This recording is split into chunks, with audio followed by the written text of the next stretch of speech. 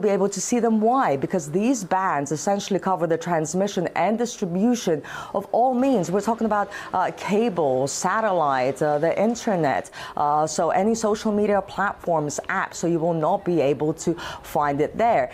Russia's foreign ministry has responded to the latest media bans and has vowed retaliation against Western outlets operating in Russia. Despite the fact that Western correspondents will not want to, they will also have to face our retaliatory measures. In exactly the same way as we responded to the harassment of Russian journalists before, we will respond with lightning speed and extremely painfully for Westerners. If even one Russian media outlet is subject to unjustified restrictions, this will ricochet on their colleagues here in Russia. I mean, on Western journalists. This is not a threat, and it is not even a warning. This is a statement of an inevitable scenario for the development of events under certain circumstances. In brief, Slovakian Prime Minister Robert Fico remains in a serious but stable condition in hospital after surviving last week's assassination attempt. The 59-year-old has undergone multiple surgeries after being gunned down on Wednesday. And Poland's spending $2.5 billion on beefing up defences along its borders with Russia and Belarus as the NATO nation prepares for war. This has been Matt Boyland with your TNT News Brief. I will be back with more at the top of the next hour.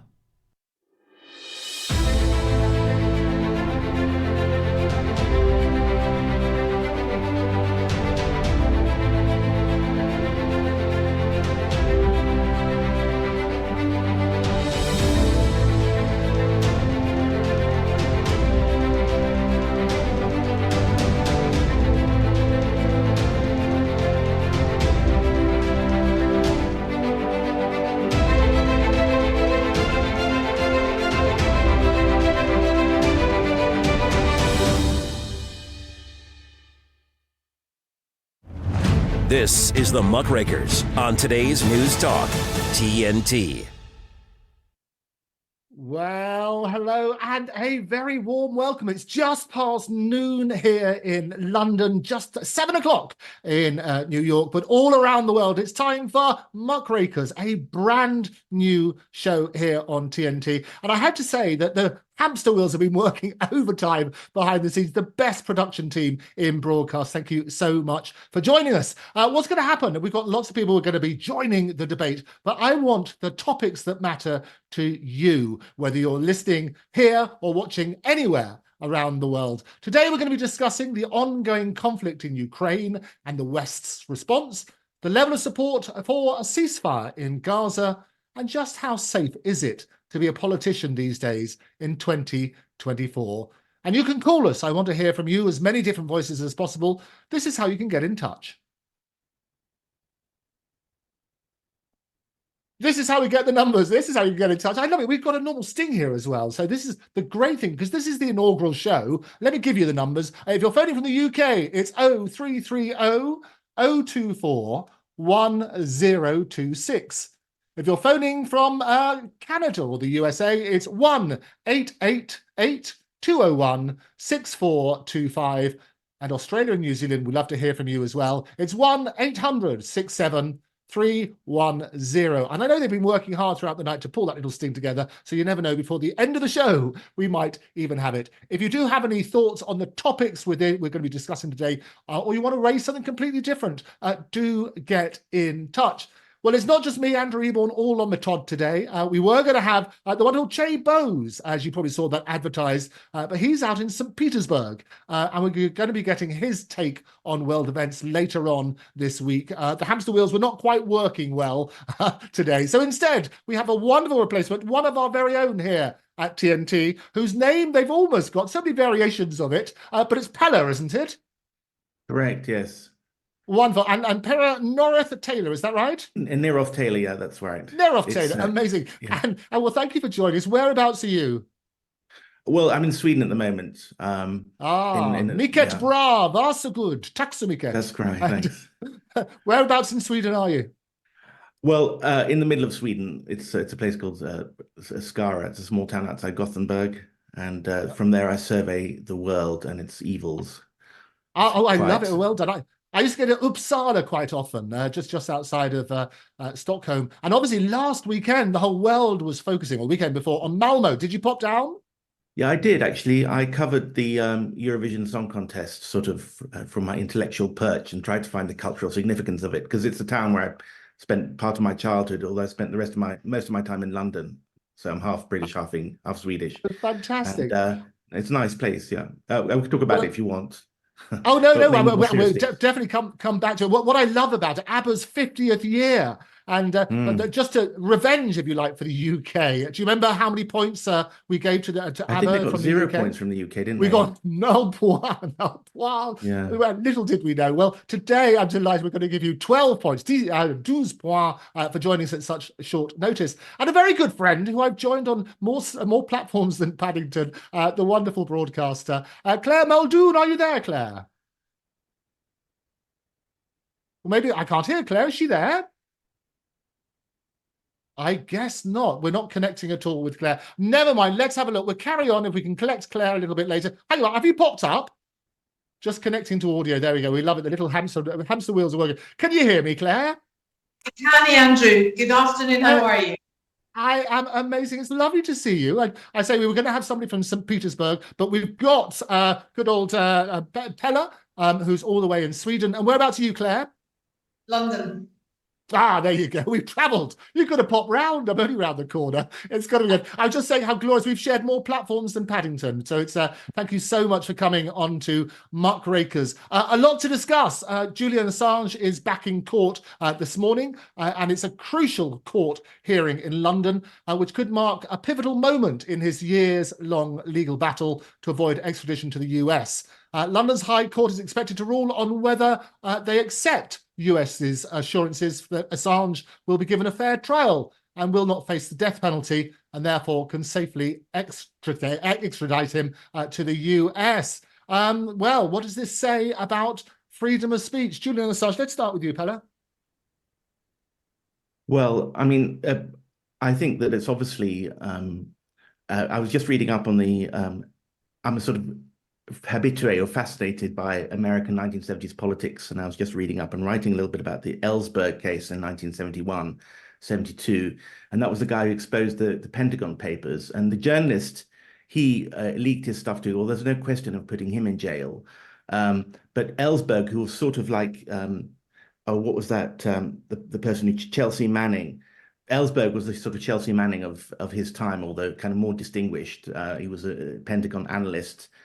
And he didn't even go to jail in the end. So Chelsea Manning, who's the Ellsberg equivalent, has gone to jail. And the New York Times, which was the Julian Assange, the publisher, there was almost no question at all of sending them to jail. And here we're sending Chelsea Manning to jail and maybe Julian Assange. So freedom of speech has gone down since the early 1970s, put it that way. It's exactly the point, because Julian obviously didn't steal anything. He was just a publisher. And what does that do then to freedom of speech from that point of view? Claire, what are your thoughts?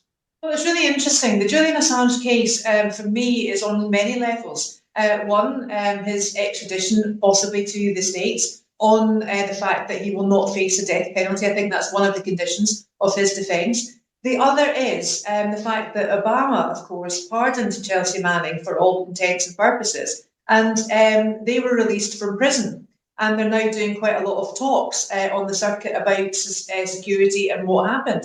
Now, the freedom of speech ideology as well is uber important to me, because it's entirely correct that journalists find out the truth, right? And that's what we do. We go for the truth. And we try and get our sway on it and our facts based on our moral fibre ourselves, and then to present the facts as we see them.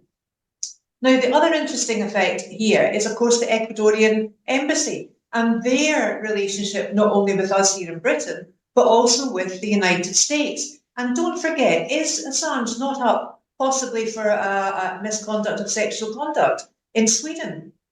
So there's lots of things. Remember, he couldn't leave the Ecuadorian embassy if he put a step outside. And of course, we were funding that publicly in case that happened. So there's a lot of money here, and one wonders what cost free speech. No, you're absolutely right. And Yeah. just to put it in context, what happened, I think he was in prison for 5 years. He then spent 7 years in the embassy, as you say. And basically, he's before that, he was in house arrest.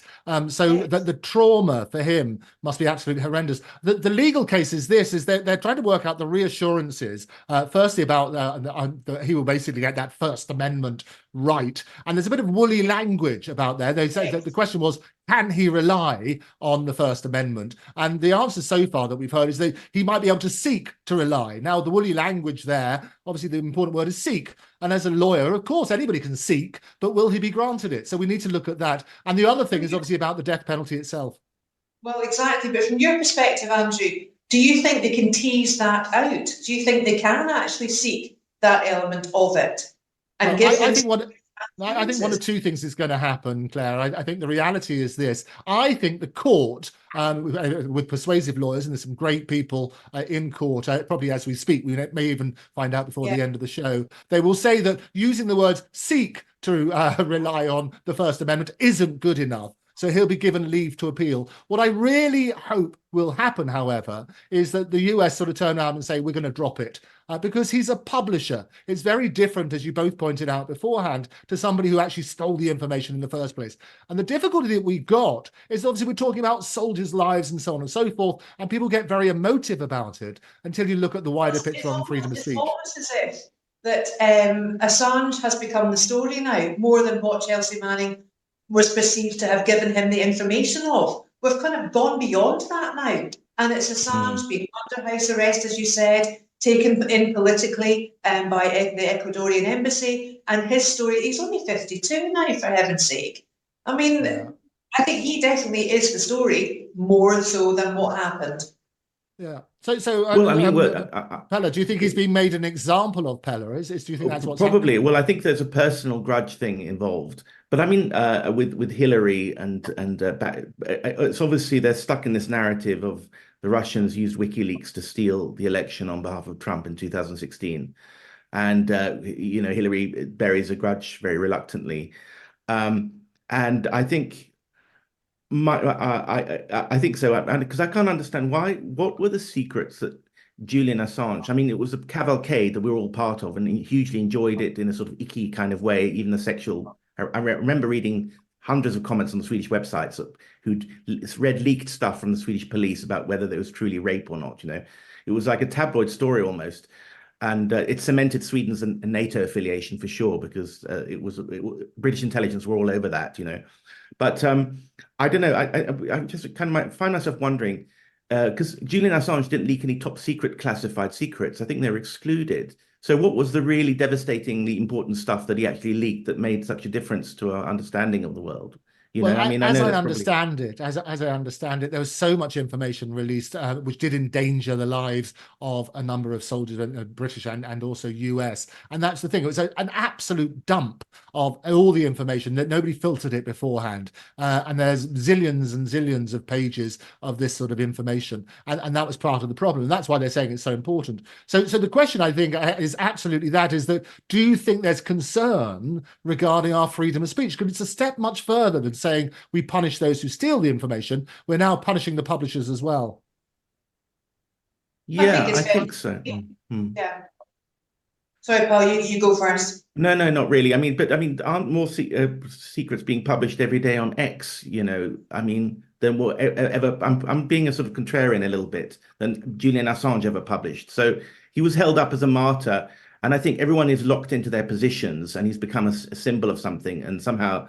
What's his face, Biden and the Biden team and Obama can't drop it, or perhaps they will now. But they're looking for the best moment to garner popularity with the people who care about that and win those votes back for people who are really disgusted by Gaza or whatever. And so I think Jake Sullivan and co, they're really politically minded, and I think my intuition is that they're looking to drop it and get rid of it. But I think it's an interesting take with the elections looming, whether this would be a vote winner if they did drop it. What do you think, Claire? It depends which side you're on, I suppose. I mean, where does this end, or what is going to be the next one? What's the next team of people, of journalists, to come up and say, this isn't happening, this is happening, or this isn't happening the way it should be? And I think there's so many, because I think the real issue here, the crux of the matter, Andrew, is the fact that everyone thinks they're right. Everyone thinks that they are, and sometimes facts get lost in translation, but also lost in the way. And then people could think, oh, this is my story. This affects me. This is the way it makes me feel. And therefore, everyone is held to account for that one person. But I preferred the whole, this is WikiLeaks, this is something happening. Chelsea Manning, when they were a soldier in the US Marines, did give information, classified information. I want to know what that classified information is. Is it a case of if it goes against... That's another really good point, actually, because where does the judgment call come? Where is the line drawn between what we need to know, what we should know, and what the facts actually are? Who makes that judgment call? And I think the mainstream media have not done a very good job through COVID, through lockdowns, for holding our politicians and the farmers to account. And I think we're seeing the progress from that now in terms of the blood contamination cases as well that's coming through, unrelated to COVID, of course, but however, great nonetheless. So freedom of speech, getting the facts out. What do we do? How do we measure it? How do we guard Absolutely. it? Hold that thought, Claire. You're absolutely right. We're going to go for a quick break. Do get in touch with us. You're watching today's News Talk. We'll be back after these messages. TNT's Joseph Arthur. What does it mean to be intelligently Christian? It's not just a warm, fuzzy feeling that we have. That's not what Christianity's about, to go someplace to a building and sing a few songs and get a warm, fuzzy feeling and feel like it's a drug, right? It's more to say that the Bible tells us, I believe it's in the book of Timothy, that we've been given all things pertaining to life and godliness, and life is going on around us. And as you can see, we are walking through the valley of the shadow of death as we speak. As you were alluding to earlier, the world is clearly becoming more evil. Joseph Arthur and his Technicolor Dreamcast on today's News Talk, TNT. The Light is Britain's far-right conspiracy theory paper spreading hate and vicious lies. No, that's what the BBC say. The Light is the only national newspaper bringing you the real news and informed opinion on what's really going on today. You can subscribe, order copies, submit articles, and read back issues on our website, thelightpaper.co.uk, and see for yourself why the establishment are so worried about the uncensored truth getting out to people every month. The Light Paper. Not far right, just right so far. thelightpaper.co.uk. Wait a minute, don't touch that dial. Hey, don't touch that dial. People need to wake up. Today's News Talk, TNT. Well, welcome back. It's Andrew Eborn here with the Muckrakers and our inaugural episode. And the joys, the spanners are in the works, but the brilliant team behind the scenes have done things. We're talking about Julian Assange. We're talking about Gaza. We're talking about Russia and the Ukraine, all the hot issues. And I really want to hear from you. And the great thing is, here are the numbers coming up now. Our lines are open. From the U.S. and Canada, call 1-888-201-6425. From the UK, call 033-0024-1026. And from Australia and New Zealand, call 1-800-670-310. Free speech is alive and well on today's News Talk, TNT Radio. Free speech, absolutely, but free, not necessarily free from consequences. We're going to find out about Julian Assange, maybe even before this very program finishes. I want to hear your views. Do get in touch. Let me know you've seen the numbers. Let's also talk about this, about human rights. And the University Network for Human Rights has been finding that Israel is committing genocide against Palestinians in Gaza. A big issue this. They say basically Israel's actions since October 7th have committed genocide against the Palestinians. There have been 77,765 others have been injured. About 34,568 Palestinians at least have been killed. What are your thoughts on that? Let's start with you, Pella. Well, I think that it's a prestigious series of universities involved in this, Boston University, Cornell University, and their lawyers. So it's the sort of thing that it's a very important paper. I was reading through somewhere to the weekend, actually, because Basil on my show is very engaged in the topic. And I think that to some extent, the West is being hoisted on its own petard because they were in the international criminal courts on Rwanda and Yugoslavia. I think that they were pushing very strongly for a genocide where it might not have been a genocide. I mean, it was politically motivated. The whole thing. I mean, there've been a lot of alternative media and books have been criticizing the case against Slobodan Milosevic, and even the Rwanda case was a bit of a kangaroo court. Had a guest on my show made the case for that, and so the criterion for genocide are weaker than you might think. And so, if they were guilty of genocide in Serbia, then certainly they were in Israel. And in a way, I think what it comes down to is whether we're going to live in a world where it's not just the rules-based international order for the global South means the West's rules of international order. You do as we say, and then we can bend the rules a little bit.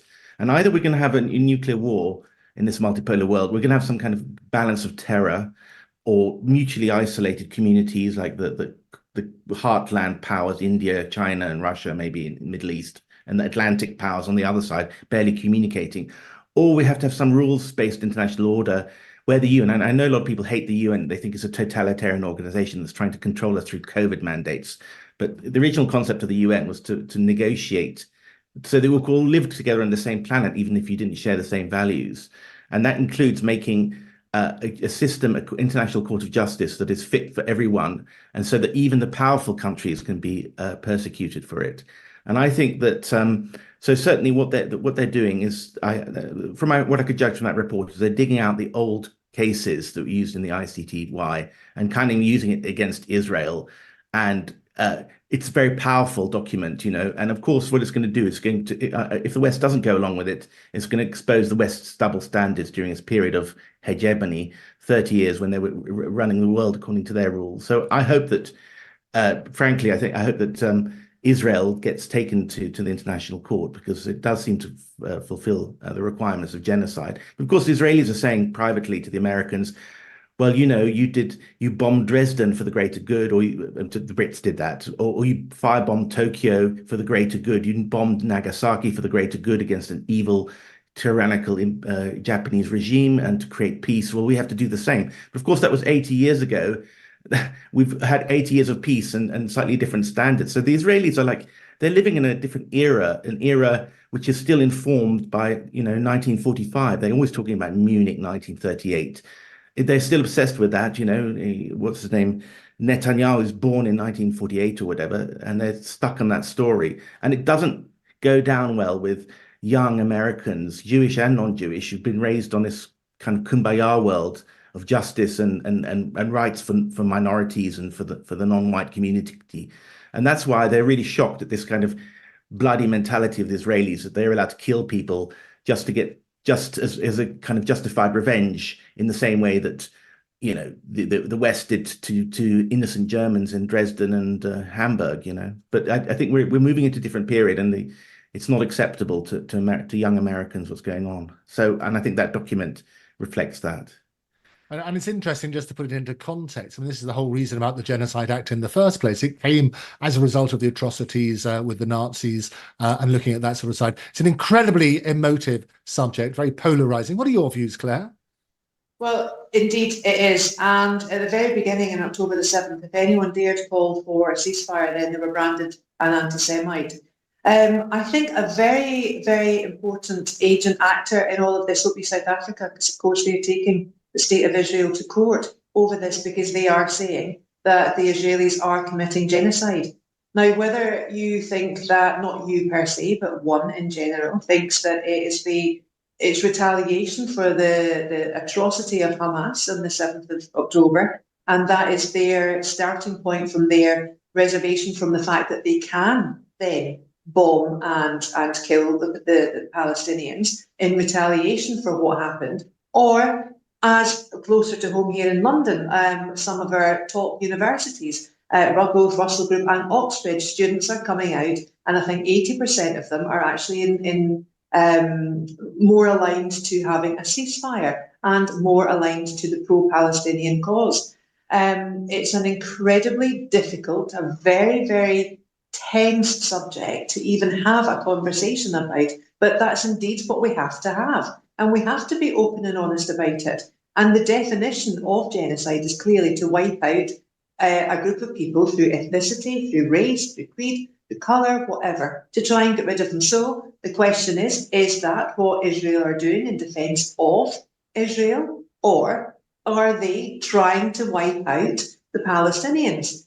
Hamas, I don't think have done themselves any favour, because I myself think they are a terrorist organisation and they've lost all legitimacy from being a political party, that's what they went in for. Am I surprised something like this has happened after the state of Israel, the way they've treated the people of Palestine, for years and years and years? Not particularly. Do I think Netanyahu is a narcissist? Yes, indeed I do.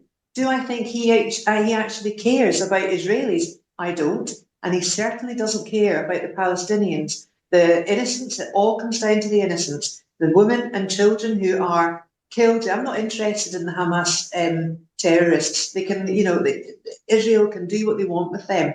I am concerned about the innocents because I come from a very first principle place of pro-life. Netanyahu told these Palestinians to go to Rafah, which was the size of 40 football pitches. And then a week later, we're going to bomb Rafah. And I'm so nice, I'm going to tell you exactly where I'm going to bomb. And that was all under the guise of, we know where the Hamas terrorists are, and that's where we're going to get them. What about the women and children? What about the innocents? No, you make a very valid point, and all lives are precious. And I think the reality, we get numb to the statistics, and each individual life is... Absolutely. And I think the other thing as well, I live right in the heart of London Regent's Park, and we're surrounded. There's the biggest mosque in London. We have the American ambassador's residence, where Trump and Biden and various others come and stay when they come to London to see what happens there. And obviously it's a community that has both sides of that sort of side. And right here in London, we're having marches every weekend. I think it's one of the biggest ones they had last weekend. And what's happening is that the poison that you have online is spilled out onto the streets. But down to the fundamental question then, do you think that what we are seeing is a genocide, or is it a fair retaliation to the conflict? What do you think? Let's start with you, Pella. Well, I think it does reek of that a little bit.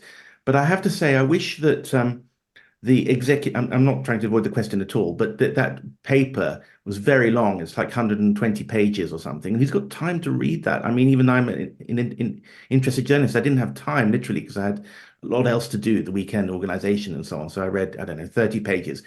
The executive summary was too short, and the report itself was too long. They need to rewrite these things better. That's more detailed than an executive summary, but longer, not as long as the main report.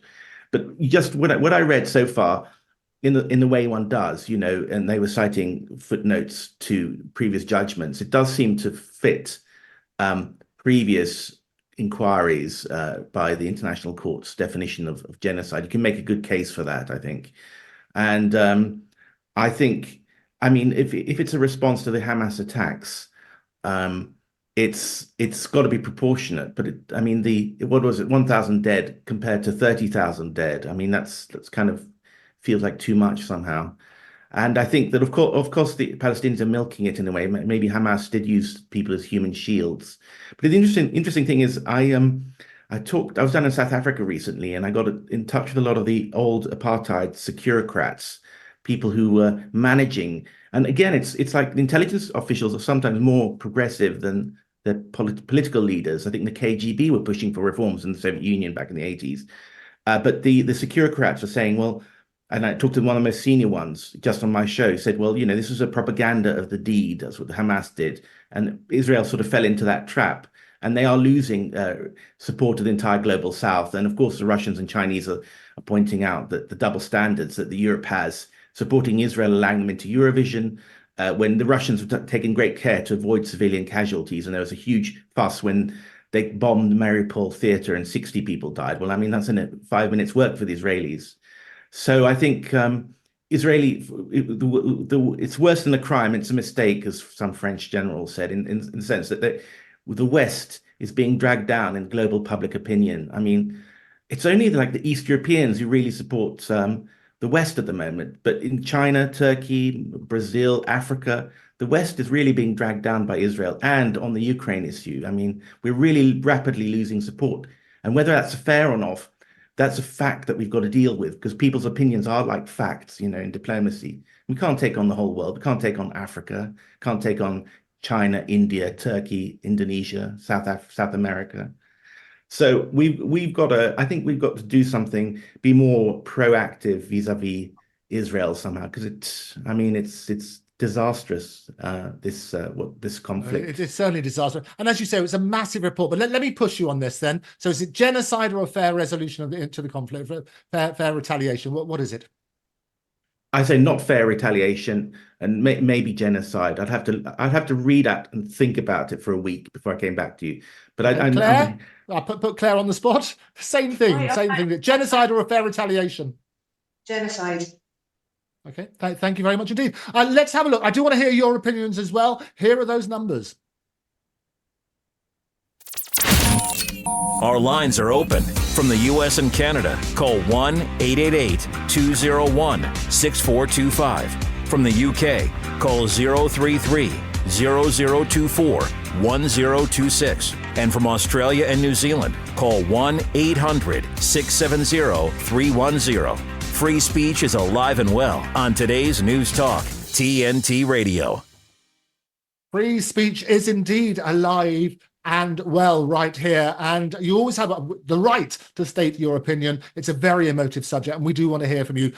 Do call in and let's hear your voice. And interestingly, most Britons, a new report as well, most Britons back an immediate ceasefire in Gaza and Israel. Apparently more than 70% of British people support an immediate ceasefire in Gaza. This is a new survey, and it indicates that as pressure is rising on the government to adopt a firmer stance against Israel, among those who voted for that were the governing Conservative Party in 2019. 67% backed an immediate ceasefire, while 86% of Labour voters backed the call. The United Kingdom, however, has refused to call for an immediate ceasefire. And in December, the UK Foreign Secretary David Cameron and his German counterpart wrote in the Times saying, "We do not believe that calling right now for a general and immediate ceasefire, hoping it somehow becomes permanent, is the way forward." Let's start with you then, Pella. Do you back a ceasefire in Gaza? Absolutely, yeah. Claire?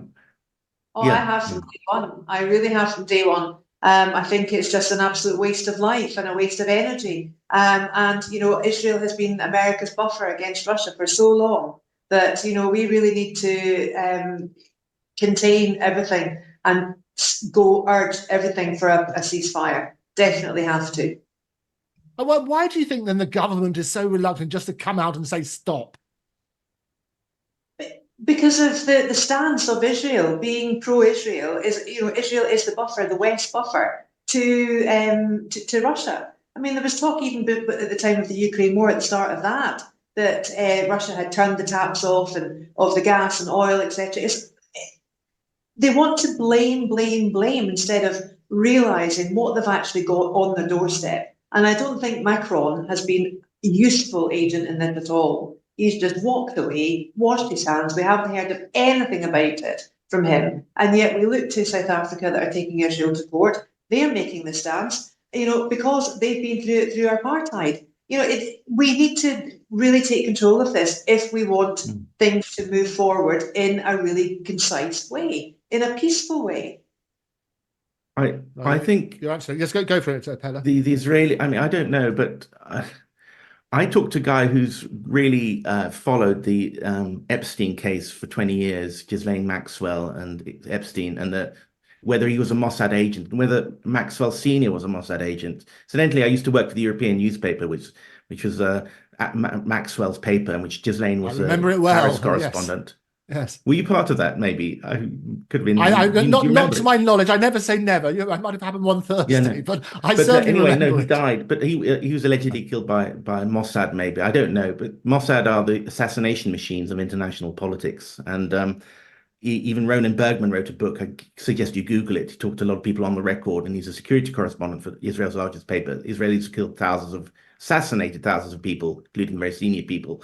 And I think their entrapment operations are huge potentially. So I talked to a guy who's written a lot about Epstein, and was he Epstein a Mossad agent, and how many recordings? And they were he trafficked people, girls as young as 10. So it wasn't 15 or 16-year-old girls who were above the age of minority.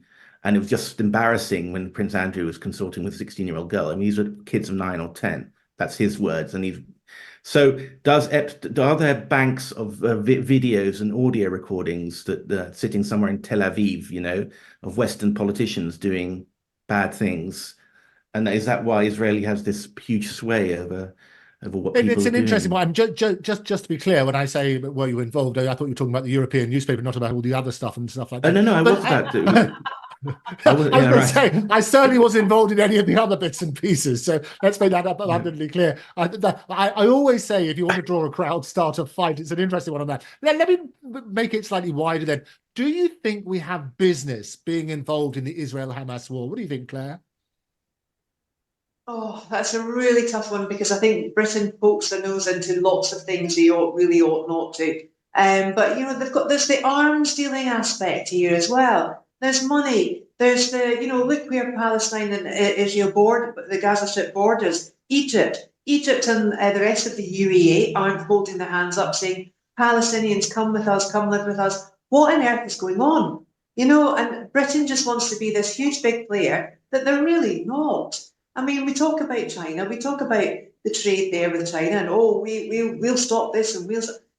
Britain is so minuscule in comparison to the whole global trade with China that we really don't factor into anything. But we like to think we do. But unfortunately, we're as short on information as Rishi's trousers.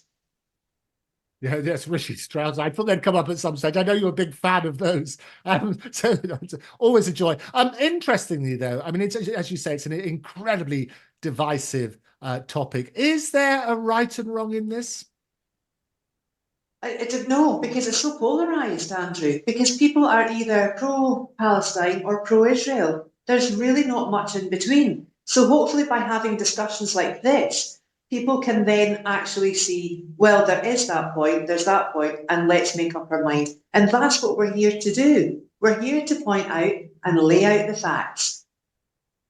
No, Yeah. absolutely. And the truth is the truth, no matter how few people believe it. And a lie is still a lie, no matter how many people believe it, as somebody very wisely tweeted recently. And in terms of what optic and which prism you're looking through it as well, it all changes. Yeah, I mean, I'm always interested to see, but what does resolution look like? I mean, where do we go from here to basically stop it? What needs to be done?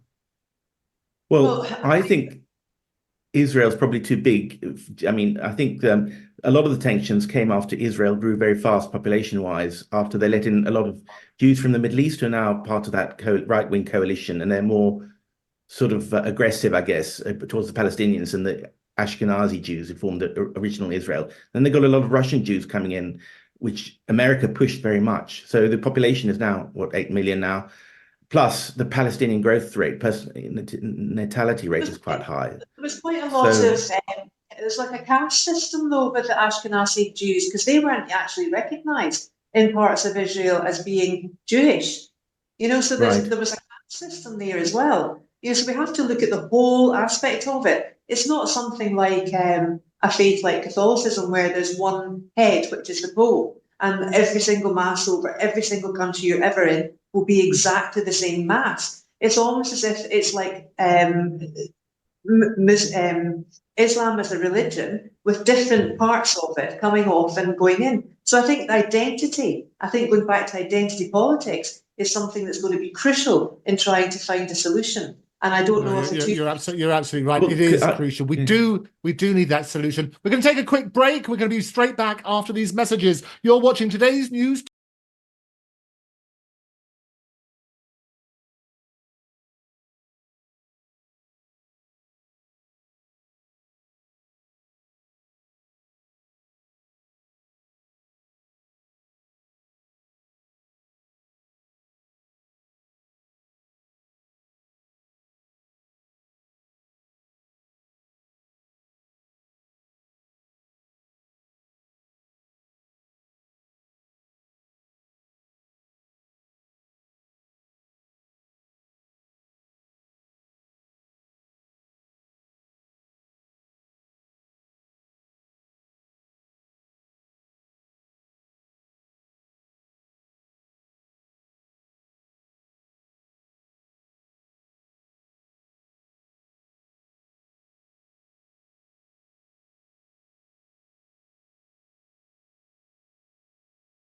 diagnosed recently or a long time ago, we need you to know that we are here working on your behalf to deliver a world without type 1 diabetes as quickly as we can.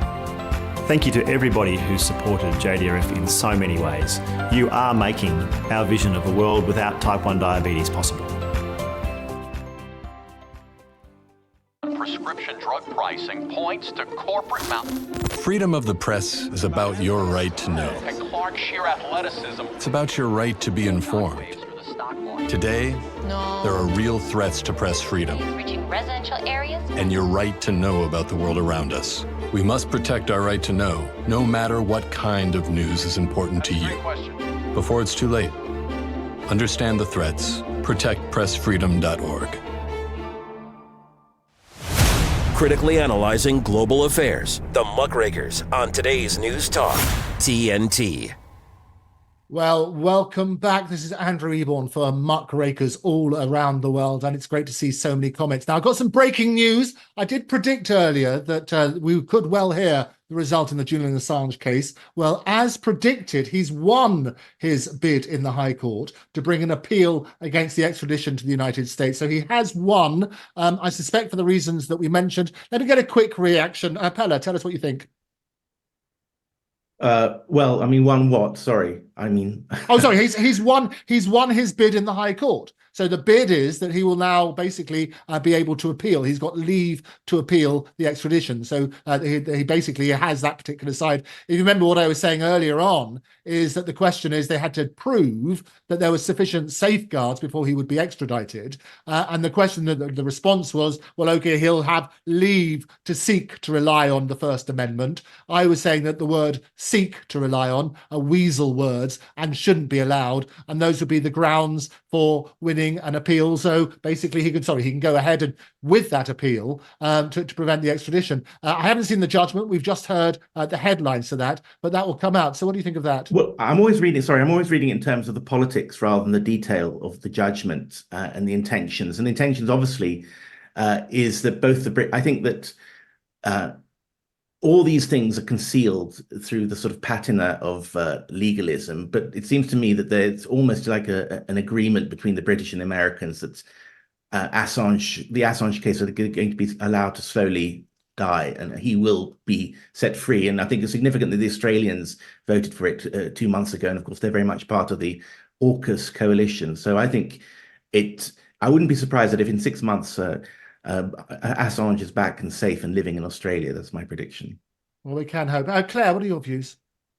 I think it's right and just that he has won this appeal to seek his defence on that First Amendment that you spoke of. I think it would be atrocious if he were to be extradited back to the States, where he would face the death penalty. You know, there are bigger crimes being committed globally. There are bigger crimes being committed locally. I think we need to focus on that and stop making him the scapegoat, because, as I said earlier, he has become the story now, not what Chelsea Manning gave him.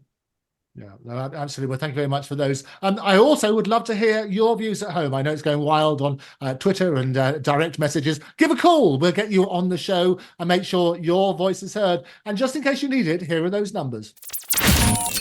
Our lines are open. From the U.S. and Canada, call 1-888-201-6425. From the U.K., call 033-0024-1026. And from Australia and New Zealand, call 1-800-670-310. Free speech is alive and well on today's News Talk, TNT Radio.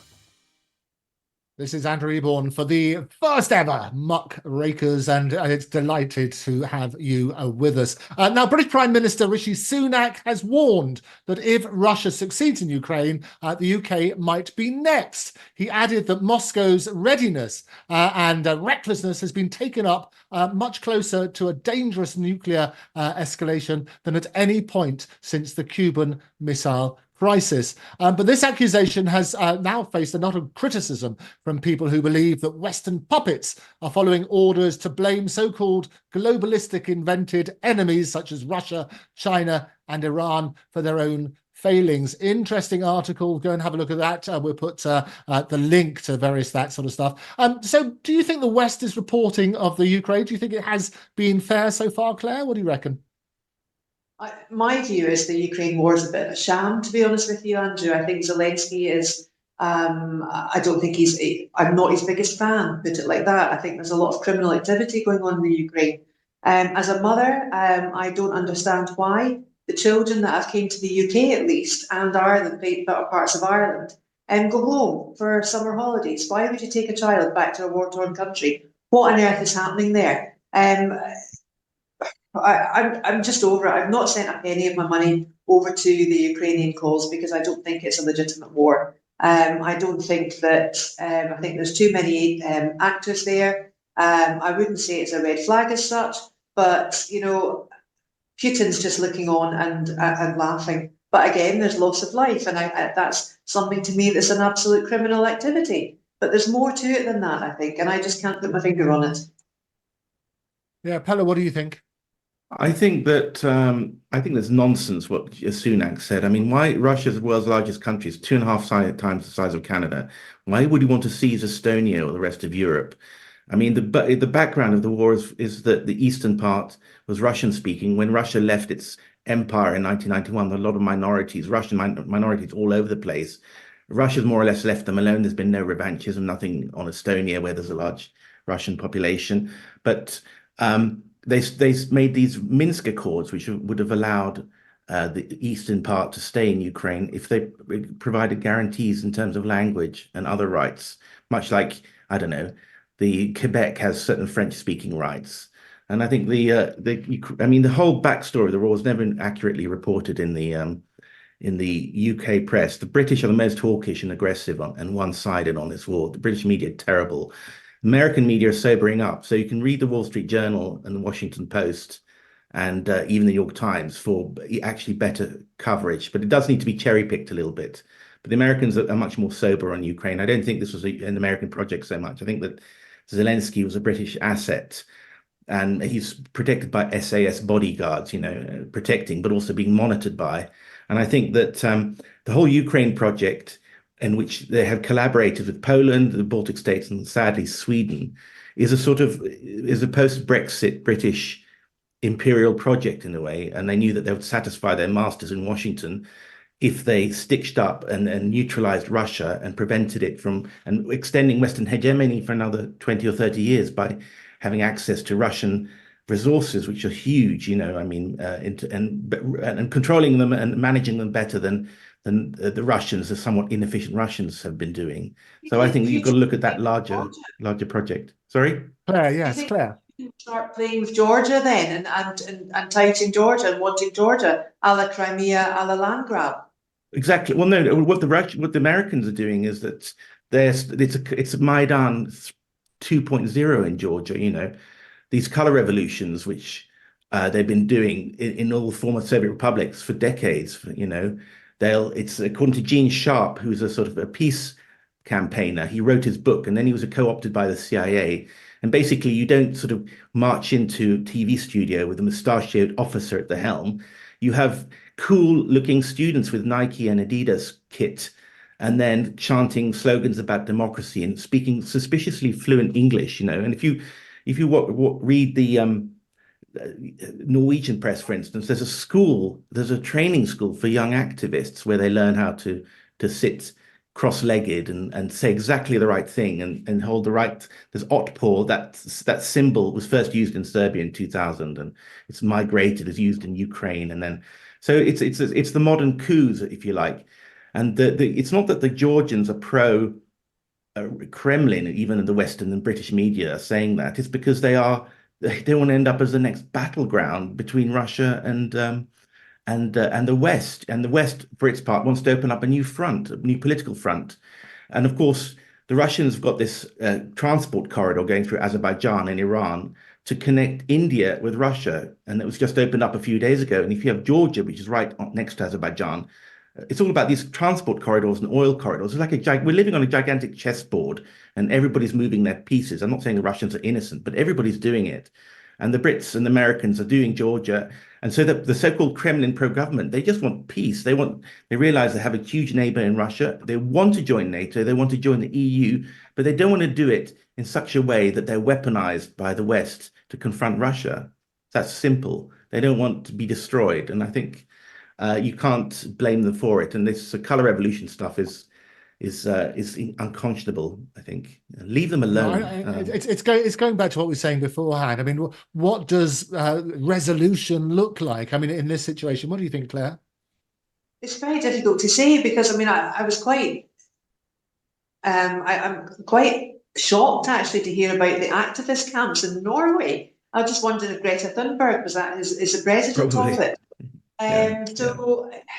The optic of it all, with all of the landlines, etc. I actually made the comment at the weekend that Putin is a grandmaster chess player. I mean, they're all playing chess. It's all movable parts. Modi is another major actor that's going to come into all of this in India, and the rest of I mean, the world's in a horrible, horrible place at the moment. I've always said there's no doom and gloom with Muldoon, but I think, Andrew, you've managed to bring it down to a certain aspect that we're actually talking about doom and gloom at the moment, which is really sad because we've just had that, it's horrible. I just hope there's resolution out there, regardless of the colour of it, but I hope it's safe.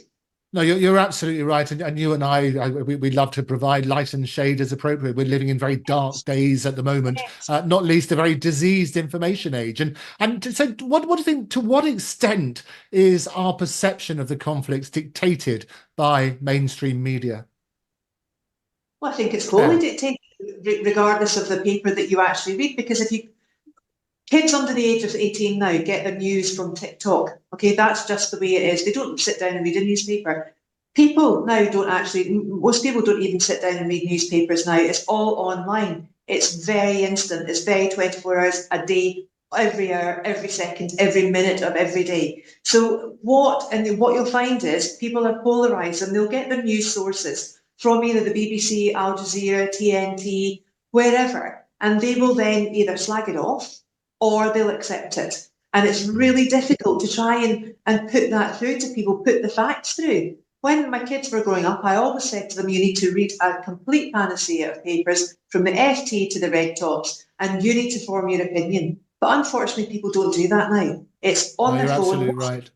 Well, it's a topic I'm sure we're going to revisit on Muckrakers, and do get in touch with your own views on that. I just want to bring in one final topic before we close the show. We've raced through this one, but it is important. The Prime Minister of Slovakia remains in hospital in a serious but stable condition after being shot several times last week. The man accused of attempting to assassinate the Prime Minister made his first appearance in court on Saturday, but with political tensions and divisions at an all-time high in all areas of the globe, how safe is it to be in politics these days? Let's start with you, Pella. I think we're entering into a period of assassinations. I fear. I think that several months ago, maybe as long as a year ago, Zelensky, in response to one of the rejections of his appeals for money and guns, was, well, we have millions of Ukrainians in Europe now, and they could easily be armed. So, I mean, they're possibly, what is it, 4 million, 6 million Ukrainians, a lot of them with military experience, very, very angry, desperate, panicky, desperate to turn the tide of war, which they're losing. And I'm surprised. I said that it could be used as a false flag or a warning. So either an excuse, they're going to blame it on Russia. I mean, I've done a lot of research on the Kennedy assassination. And on top of there was a CIA operation, but there was a very, very strong effort to try and lead the breadcrumbs to Russia, so that you could start World War III on the basis of killing an American president. And this was actually cited by LBJ when he was assembling the Warren Commission. He said, well, it could lead to Russia, so make sure you find a lone killer, which was officially what the Warren Commission did find. It was Oswald. So they played it very safe there. So I'm very glad that no one has tried to draw on the Ukraine connection or blame it on Russia. But I think it's a shot across the bows to Orban to sort of line up with the Europeans. I think there probably is a Ukrainian connection. It was very briefly on Sky News. The investigative journalists will have a look at it in a few months' time. We might have a clearer picture. And of course, it's not the only attack. I think there was a coup attempt in Congo at the weekend. Vucic, the leader of Serbia, apparently survived, was warned that there was an assassination attempt in the offing.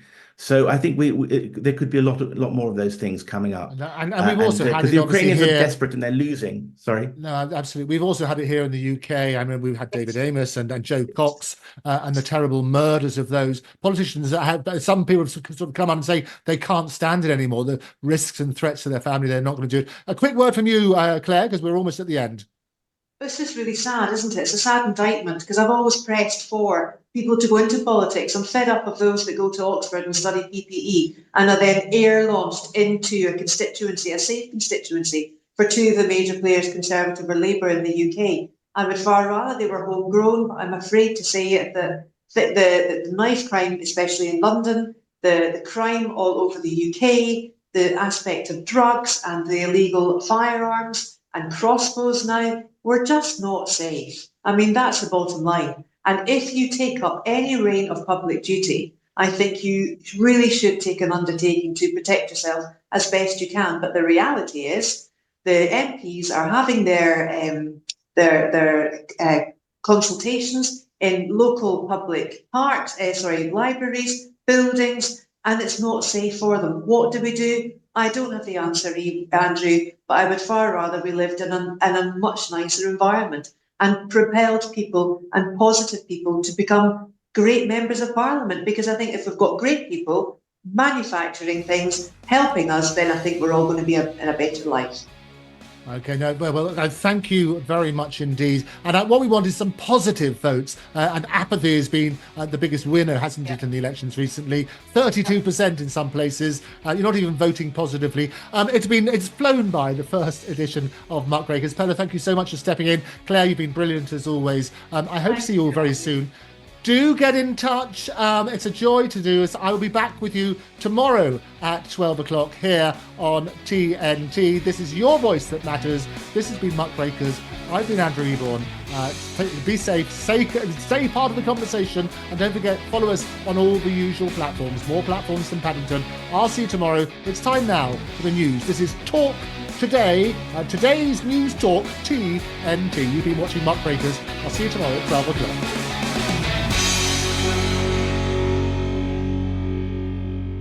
To hear a replay of this hour, go to episodes at tntradio.live. Now, TNT Radio News. Back again with your hourly news brief. I'm Matt Boyland. We begin with the major news out of the Middle East, where Iranian President Ibrahim Raisi, together with the country's foreign minister, have been confirmed dead after the helicopter they were on crashed in a remote mountainous region in Iran's northwest. They were returning from a ceremony in Azerbaijan and were travelling in one of 3 helicopters flying in convoy when the crash occurred on Sunday afternoon. Following a marathon 15-hour effort to locate the wreckage, rescuers reached the crash site on Monday morning. A Turkish drone spotting the charred wreckage on the side of a mountain. Images from the scene showing the president's helicopter was completely destroyed in the crash,